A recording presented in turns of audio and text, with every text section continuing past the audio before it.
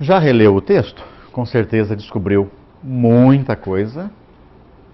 Isso é um exercício sempre bom. E se tiver com quem você lê comunitariamente, com alguém na sua casa, com alguém na sua comunidade, melhor ainda.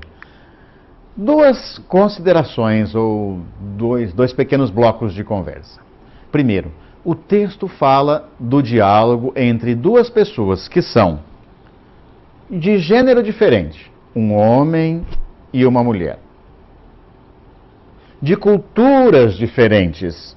Jesus é reconhecido por ela como judeu, mas ele é um judeu, meio judeu, da Galileia, que inclusive tinha uma linguagem muito própria. Jesus falava o aramaico no dialeto da Galileia. E ela é uma samaritana. Os dois conseguem conversar, ela também fala aramaico. A Bíblia, o Primeiro Testamento, está escrito em hebraico. Mas na época de Jesus, depois da dominação persa, a língua imposta foi o aramaico. Porém, com regionalismos que têm a ver com costumes, com jeito de pensar, inserção de novos termos, né? Então são culturas diferentes e, mais do que isso, religiões diferentes. Jesus é judeu. Ainda que ele questione o templo de Jerusalém, ele vai ao templo de Jerusalém. Não concorda, fizeram da casa do pai dele um covil de ladrões, ou de acordo com o Evangelho de João, citando Zacarias, fizeram uma casa de mercado, um comércio, né? Mas ele vai. Os samaritanos não vão ao templo. Né? Por quê? Tem a sua própria forma de cultuar e estão bravos até hoje porque os judeus destruíram o templo deles no Monte Garizim. São religiões diferentes. Muita coisa para não dar certo no diálogo. E não foi fácil o diálogo. Né? O que a gente pode aprender disso tudo?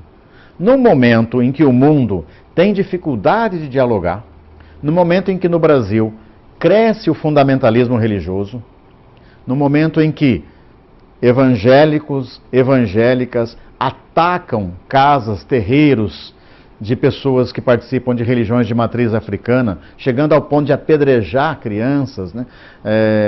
Chegando ao ponto de expulsar das favelas do Rio de Janeiro, à base de arma do tráfico, traficante que virou evangélico, expulsando mãe de santo porque ela é da religião do demônio. A prática dele não é uma prática do mal, mas a da mulher é. Né?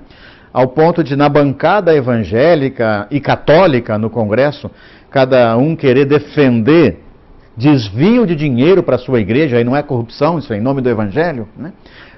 No momento em que a intolerância religiosa cresce e em nome da Bíblia se matam pessoas por sua condição ou orientação sexual, por sua condição ou escolha religiosa, neste momento a gente precisa se desarmar, exercitar respeito mútuo e abertura. Precisamos olhar a maneira com que cada grupo se relaciona com Deus e com o próximo e respeitar. E não é só tolerar, é respeitar para aprender também dessa. Isso não significa que você tem que abrir mão da sua fé, da sua igreja, da sua religião. Mas a gente tem que sair da intolerância, não só para ficar na tolerância. É mais do que tolerar. Às vezes eu tolero aquele que eu acho inferior. Não, preciso aprender com o diferente. Jesus precisa da água dela, ela precisa da água viva que é Jesus. Ah, mas Jesus falou que estava com sede só porque não estava fingindo. A gente já disse, ele caminhou a manhã inteira. E Filipenses 2 disse, ele esvaziou-se da sua condição divina e assumiu a condição humana. Como humano, Jesus troca e aprende com ela. Você já se lembra do texto, Marcos 7, por exemplo, em que Jesus diz a uma outra estrangeira, não posso tirar o pão dos filhos a dar para os cachorrinhos. E a mulher diz, mas as migalhas, Senhor, também podem ser partilhadas. Quer dizer, Jesus vive processos de mudança. Lucas diz, o menino crescia em tamanho, sabedoria e graça. Se cresce em tamanho é porque não nasceu grande. Se cresce em graça, pode se planificar da graça. E se cresce em sabedoria, porque precisou aprender com o seu povo, com a sua mãe e com os povos vizinhos, com as suas culturas vizinhas também. O que você pode aprender de quem pensa diferente de você? Leve isso muito a sério. Mas, para você conversar e poder ouvir com quem pensa diferente de você, vamos partir daquilo que a gente já tem em comum. A defesa da vida. Né? Quando você está ali no seu bairro e a vizinha chega, olha, vamos ajudar, precisamos levar alguém para o hospital, você nunca pergunta qual é a religião dele. Quando acabou a água do bairro e você precisa partilhar o pouco de água que tem, você não pergunta qual igreja é a da pessoa. A gente se ajuda, porque a defesa da vida é o mais importante. Às vezes, na hora das nossas briguinhas religiosas, a gente se esquece disso. Quantas vezes você está num velório e, como católico, aí chega um grupo de evangélicos, então, vamos rezar a Ave Maria. Para quê? O que você vai ganhar com isso? Né?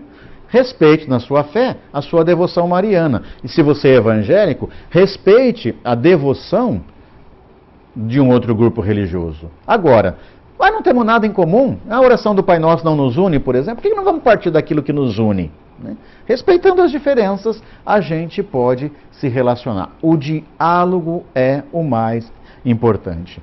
Deu certo entre Jesus e a samaritana.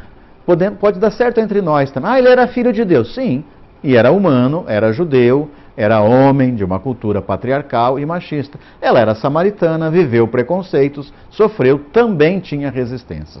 Agora, o interessante, jogue mais perguntas para o texto que você vai descobrir muito mais coisas. Por exemplo, quem é o estrangeiro no relato? Quem está na terra do outro ou da outra? É Jesus. Ele é o estrangeiro. E o mais interessante é que às vezes a gente chega para evangelizar os outros achando que a gente tem tudo. Mas a gente esquece que ela está na terra dela, ela tem o balde, ela tem o poço, ela tem as ferramentas da evangelização. Ela vai, ela aprende, acolhe, descobre o Messias, aceita Jesus e sai para evangelizar. Ambos têm sede, ambos precisam de água. De que água será que a gente está precisando hoje? O importante é a gente dizer que todas e todos nós precisamos uns dos outros.